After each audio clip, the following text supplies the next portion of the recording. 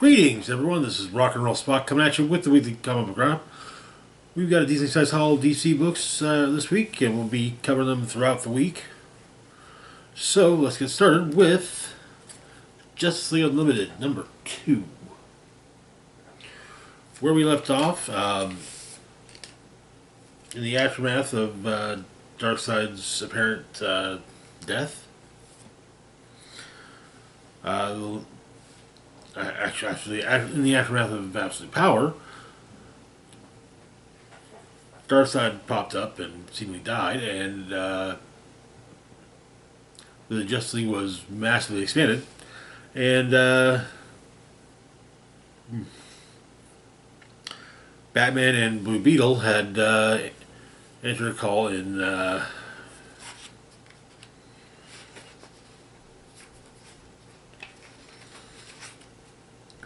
where was it? I believe Costa Rica, of there being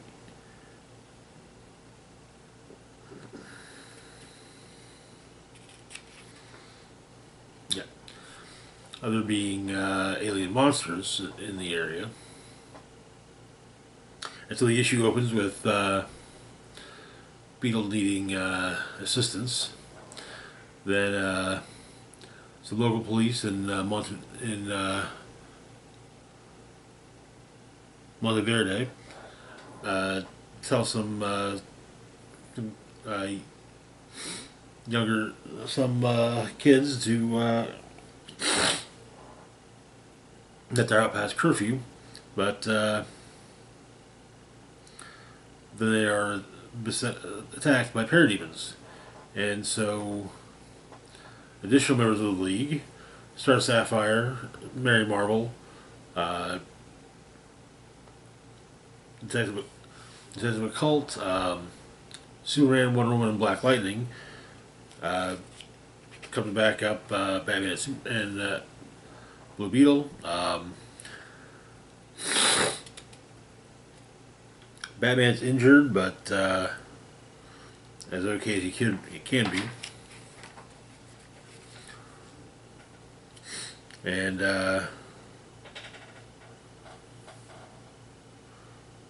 John and Dr. Occult, not Detective Occult, Dr. Occult.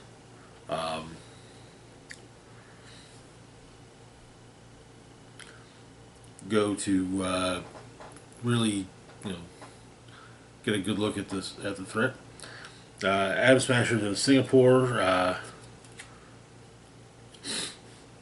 dealing with a guy that who basically ended up with Atom Smasher's powers, and the Atoms show up to hopefully get Atom Smasher's powers back where they're supposed to be. They managed to succeed, but it seems like they're going to need more help. Inferno is a hot topic at the at the Watchtower. Who is Inferno? They're looking for leads anywhere they can with basically looking into villains that have Inferno in their title or their name. But in Costa Rica,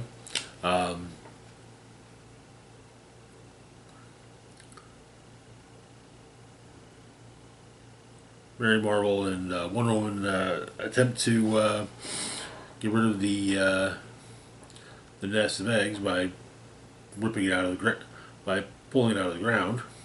However, as they do so, Mary is grabbed by a rather large beastie, and Martian Manhunter and Dr. Occult are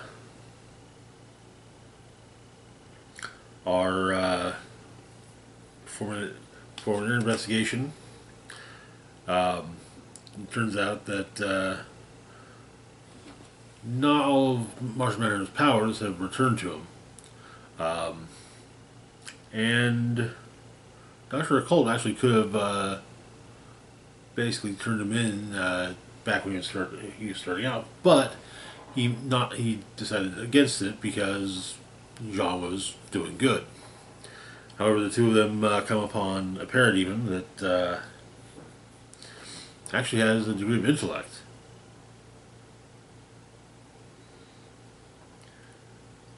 They discover this when they call the parademon a mindless beast, and the parademon responds with "not really."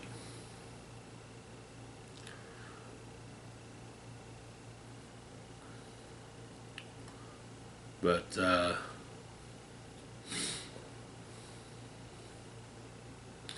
they inform this parademon that Darkseid is dead, and apparently he's been basically exiled to Earth for a goodly long period of time, and he's kind of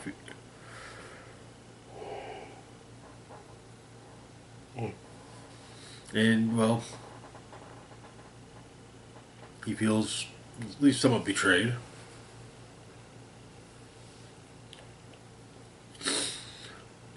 Jean and the parademon fight it out as the parademon is feels alone, and he basically compares his plight to the plight of Martian Manhunter, but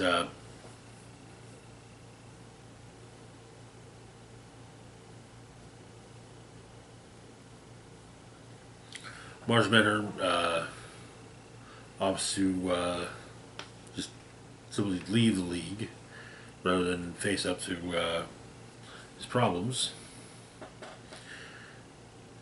And that is where the issue ends.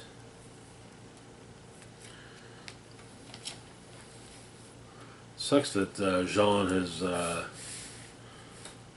felt the need to leave the League. He's honestly one of the best, one of the, in my opinion, unsung heroes of the Justice League.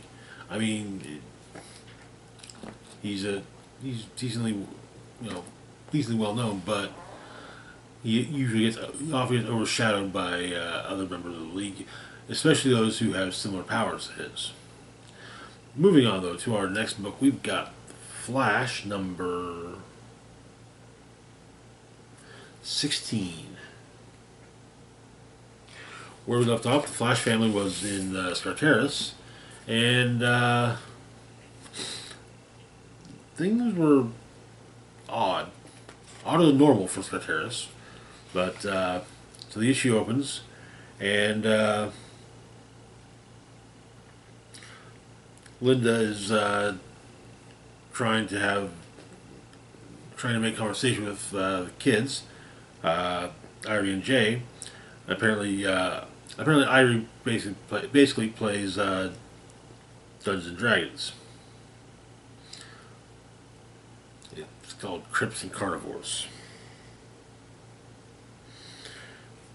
and they talk about her. Here apparently she plays a Were-Cheeto Ranger with electric claws and authority issues. Jay plays a druid who's a dark loner with a mystical secret. And Wally claims he's totally the knight, but Linda says that he's actually the knuckle dragging barbarian who rushes in waving his club. And Linda's wanting to figure out who she is in the her role in the world-shaking villainous threat. But they come upon Weather Wizard, who's been fighting some of the people of Skartaris, and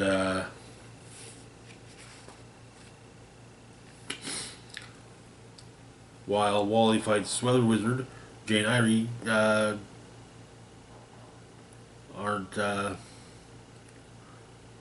are basically unable to join in the fight because of Weather Wizard's powers, and they're talking about so they talk.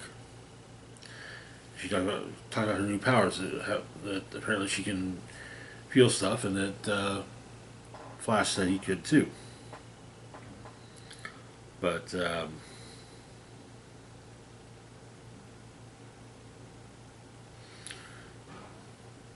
they also discussed the fact that there are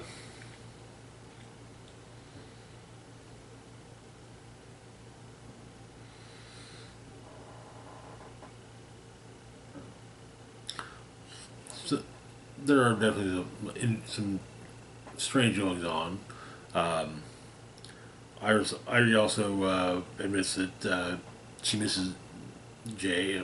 How their dynamic was basically. But Flash takes on and defeats Weather Wizard. Um,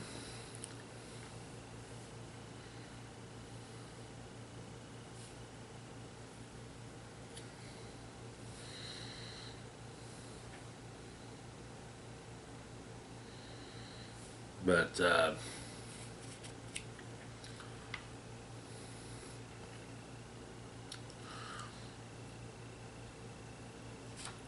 Iris uses her powers to kind of see the connection, the connections.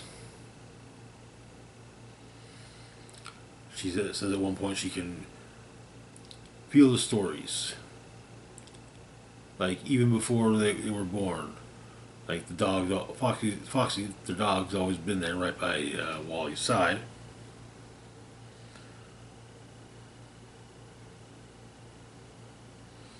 But they also discuss the things they have with basic time having a baby. Um, the fight between Weather Wizard and Flash is fairly even. They each manage to deal basically deal with one another. And Irie and Jay managed to get to be in the store bubble, or at least Irie does, by copying her dad's vibrational signature. But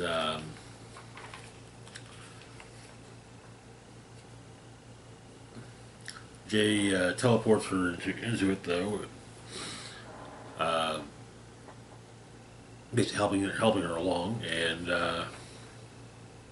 or Jay teleports them onto the watchtower.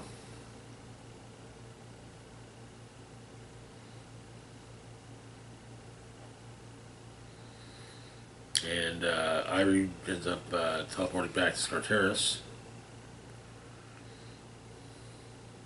Or Jay ends up teleporting back to Skartaris and seeing the family. Then Warlord shows up to help deal with Weather Wizard, who's been a thorn in the side of late. And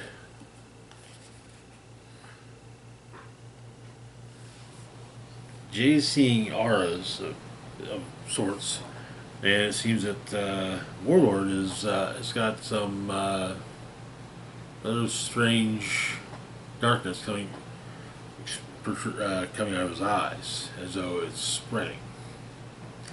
And that is where the issue ends. Good issue. And it's nice to see. I've had my complaints with the Rogues not showing up, except for the Mirror Match from the first or second issue. It's nice to see Weather Wizard as well, but I really love to see Captain Cold, because, well, Cold's my boy. But moving on to our last book for the moment, we've got Power Girl number 16. Where we left off, Omen was trying to recover, and Power Girl was trying to deal with Ejecta, who's basically who it turns out has been basically raised by Symbio, who basically tried to groom Power Girl into a well, basically her Symbio's perfect revenge, perfect murder child. But apparently, Omen's vitals are improving, and she's fighting. Meanwhile, Power Girl's also fighting, but in a more physical sense. She's taking on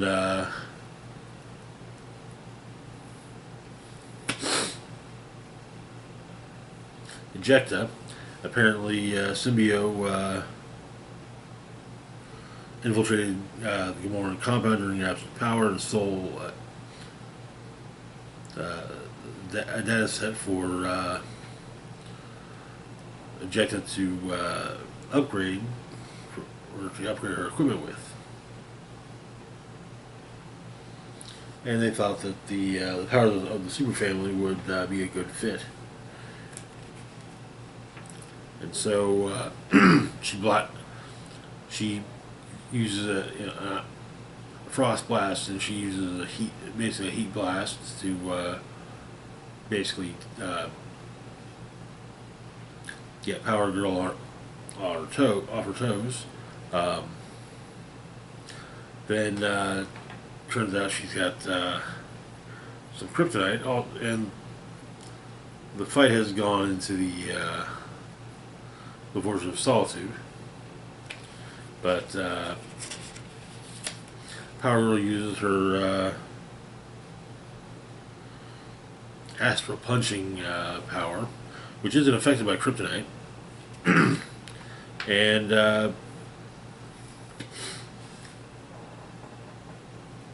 eventually, though, she knocks out Ejecta with a Kaladorian rocket launcher, and also disarms her. It basically says, that she's not trying. She's no longer trying to get Ejecta to see the truth, but she's not going to try. But she's not going to try and kill her. But and she says that the only reason that Ejecta is walking right now from this fight alive is because of the choice that that Power is not making to let Ejecta walk away from the fight. But Symbio Ejecta returns to Dolira.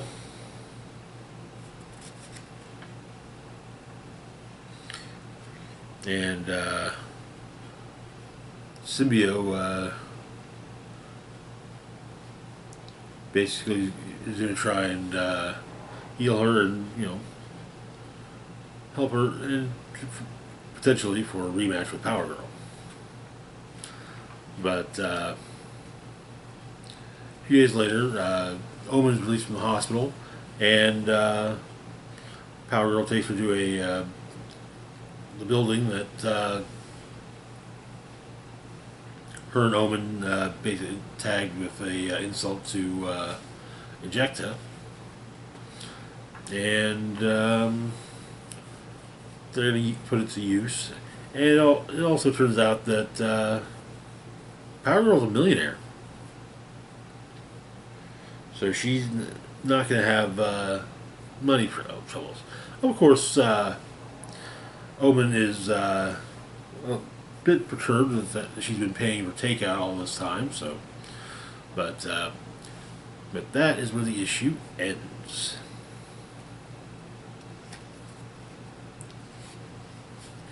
Anywho, that's going to do it for this week's this part of the write-up for this week. the intention is to do videos, random videos most days of the week this week. Not tomorrow, but because of Christmas Eve. But most of the rest of the week. Anywho, as always, feel free to like, share, and subscribe. Links to my Facebook, Blue Sky, Instagram, Mastodon, Twitter, Patreon, and PayPal can be found in the description box down below. This is Rock and Roll Spock signing off saying, live long and rock hard.